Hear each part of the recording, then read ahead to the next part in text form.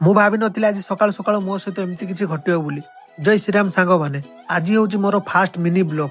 ତ ମୁଁ ଯେବେଠୁ ଚେନ୍ନାଇରୁ ଆସି ଘର ପାଖରେ ପହଞ୍ଚିଲିଣି, ବିଶ୍ୱାସ କର ଏ ଶୀତରେ ଦିନ 10ଟା ନହେଲା ବେଳକୁ ନିଦ ଭାଙ୍ଗୁନାହିଁ। ଆଉ ମୁଁ ତାପରେ ପଳେଇ ଆସିଲି ଦାନ୍ତ ଘଷିବା ପାଇଁ, କାହିଁକି ନା 10ଟା ହେଲାଣି, ମୁଁ ଏତୁଞ୍ଜା ଖାଇନାହିଁ, ବଡ ଜୋର ଭୋକ ଲାଗିଲାଣି।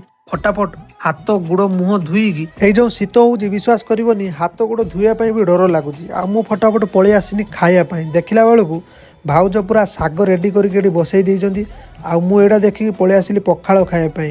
ତ ପଖାଳ ଘିନିକି ବସିଗଲି, ତାପରେ ଆସିକି ପହଞ୍ଚିଗଲା ମୋ ପାଖରେ ଶାଗ। ଆଉ ଏଇ ଶୀତରେ ବିଶ୍ୱାସ କର ସାଙ୍ଗମାନେ, ଶାଗ ପଖାଳ ଖାଇବାରେ ବସିକି ଖରାରେ ଯୋଉ ମଜା ଗୋଟେ ଅଲଗା ପ୍ରକାର।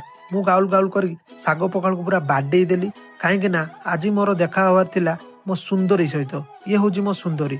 ଦେଖନ୍ତୁ, ସୁନ୍ଦରୀକି ଖୋଲିକି ମୁଁ ଦେଖିଲା ବେଳକୁ ମନ ମୋର ପୁରା ଦୁଃଖ ହେଇଗଲା, କାହିଁକି ନା ମୋ ସୁନ୍ଦରୀ ଆଜି 4 ମାସ ପରେ ମୁଁ ତାକୁ କାଢିକି ଦେଖିଲା ବେଳକୁ ପୁରା ଚାରିଆଡେ ବାଲି ଫାଲି ଲାଗିକି, ପୁରା କଣକି ଫଣକି ଲାଗିକି ଗାଡିର ଅବସ୍ଥା ପୁରା ଖରାପ ହେଇଯାଇଛି।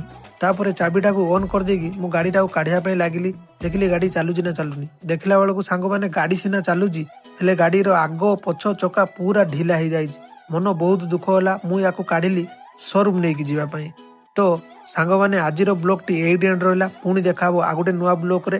ଜୟ ଶ୍ରୀରାମ ସାଙ୍ଗମାନେ, ଏ ଗରିବ ଭାଇର ନ୍ୟୁ ୟୁଟ୍ୟୁବ ଚ୍ୟାନେଲକୁ ସପୋର୍ଟ କର, ଆଉ ସବସ୍କ୍ରାଇବ କରିବା ପାଇଁ ଜମାରୁ ଭୁଲିବେନି।